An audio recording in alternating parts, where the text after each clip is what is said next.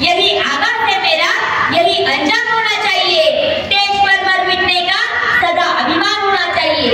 चाहे आप गीता पढ़ते हो या फिर कुरान, हमारे सीने में सदा हिंदुस्तान होना चाहिए, सदा हिंदुस्तान होना चाहिए। नमस्कार मित्रांनो, मी वीर अंकुश बोराडे, इयत्ता 8वी ज्ञानवर्ध विद्यालय चाकण।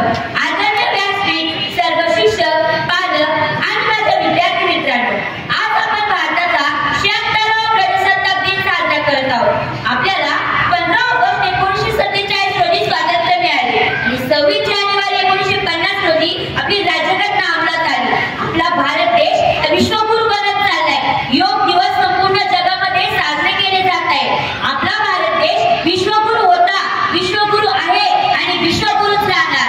हजारो वर्षांपूर्वी आपल्या ऋषीमुनींनी प्रत्येक मंत्राच्या आधी ओम हा शब्द लावलाय आणि आता मुलांना आपल्याला समजते की पृथ्वीच्या परिवहनामधून जो ध्वनी निघतो तो देखील ओमच आहे, तो देखील ओमच आहे। मित्रांनो, 1971 साली आपल्या भारतावर अशी परिस्थिती आली होती की आपला भारत देश कर्जबाजारीवर दुसऱ्या क्रमांकावर होता। आपला भारत देश कर्जबाजारीवर दुसऱ्या क्रमांकावर होता।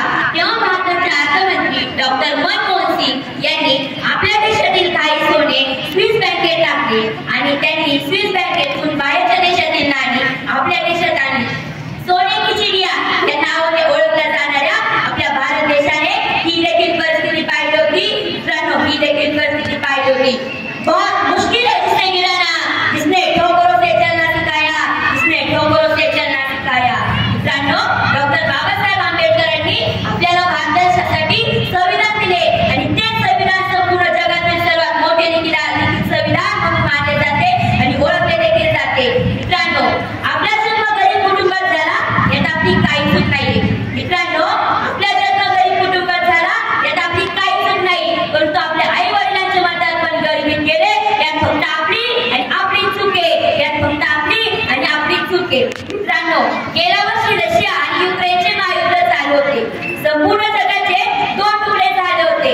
आपल्या देशातील काही विद्यार्थी त्या देशांमध्ये शिकण्यासाठी गेले होते।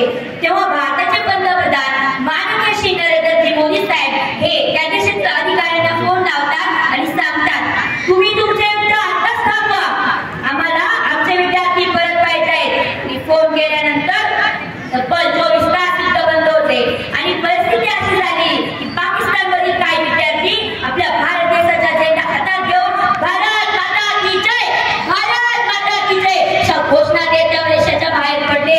हीच आहे आपल्या भारत देशाची ताकद, हीच आहे आपल्या भारत देशाची ताकद। मित्रांनो, आज आपल्या भारताला प्रजासत्ताक होऊन 75 वर्षे पूर्ण झाली। आपला भारत देश अनेक क्षेत्रांमध्ये प्रगती करू लागलाय। पण मित्रांनो, काही ठिकाणी आपल्याला याचं वेगळं उदाहरण पाहायला मिळतं। याचं उत्तम उदाहरण म्हणजे आपल्या भारताचे पंतप्रधान माननीय श्री नरेंद्र मोदी साहेब हे एका लहान मुलांच्या कार्यक्रमासाठी त्यांच्या शाळेत गेले होते। त्यांनी तेथील लहान मुलांना एक प्रश्न विचारला, तुमच्यापैकी किती जण घाम गाळेपर्यंत खेळता? किंवा एकाही मुलाने किंवा एकाही मुलीने हात वर केला नाही।